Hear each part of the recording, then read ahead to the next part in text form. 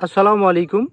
ইতিমধ্যে আপনারা জেনেছেন যে ফারুকী আজম চৌধুরী আগেই কিন্তু বলেছিল যে যে সকল মুক্তিযোদ্ধাদের বয়স 12 বছর 6 মাসের কম আছে তারা স্বেচ্ছায় যেন মুক্তিযোদ্ধার থেকে অব্যাহতি নিয়ে নেয় বা তারা মুক্তিযোদ্ধার ইস্তফা জমা দেয়, তাহলে তাদের কিন্তু সাধারণ ক্ষমা ঘোষণা করা হবে।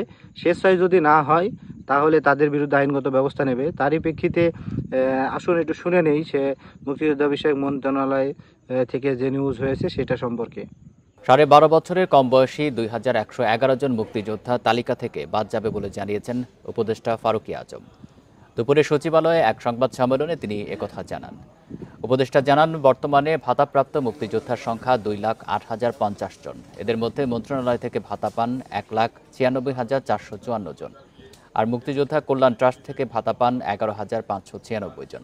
তিনি জানান, মন্ত্রণালয়ের সিদ্ধান্ত অনুযায়ী মুক্তিযোদ্ধার বয়স সর্বনিম্ন 12.5 বছর, কিন্তু তালিকায় 2,000-এর বেশি এর কম বয়সী রয়েছে।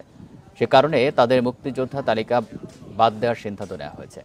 এ সময় তিনি আরও বলেন, ভুয়া মুক্তিযোদ্ধা সনদধারীরা স্বেচ্ছায় তালিকা থেকে সরে না গেলে তাদের বিরুদ্ধে আইনি ব্যবস্থা নেওয়া হবে। এছাড়া নতুন করে মুক্তিযোদ্ধার সংজ্ঞা নির্ধারণ করা হবে বলেও জানান তিনি। বর্তমানে রাজাকারের তালিকা প্রণয়ন করা সম্ভব নয় বলেও জানান মুক্তিযুদ্ধ বিষয়ক উপদেষ্টা।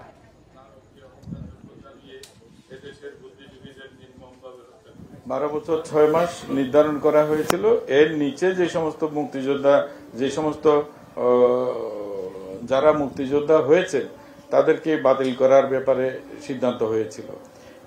এই সমস্ত গুলা জেলাওয়ারি আমার কাছে এটা একটা তথ্য তালিকা আছে। এর সংখ্যা হচ্ছে 2111। তো আপনারা দেখলেন এত সময় নিউজটি। আসলে যদি ভিডিওটি ভালো লাগে বা এটাই সঠিক তথ্য, আপনারা যারা এখনও মুক্তিযোদ্ধা নিয়ে শঙ্কায় আছেন তারা অবশ্যই ডিসিশন নেবেন যে আসলে এটা কি করতে হবে। এ বিষয়ে আরও তথ্য কিন্তু আসছে আগামীতে। আপনারা আমার চ্যানেলের সাথে থাকবেন, তথ্যগুলো পাওয়ার সাথে সাথে আপনাদের জানিয়ে দেওয়ার চেষ্টা করবো ইনশাআল্লাহ। আসসালামু আলাইকুম।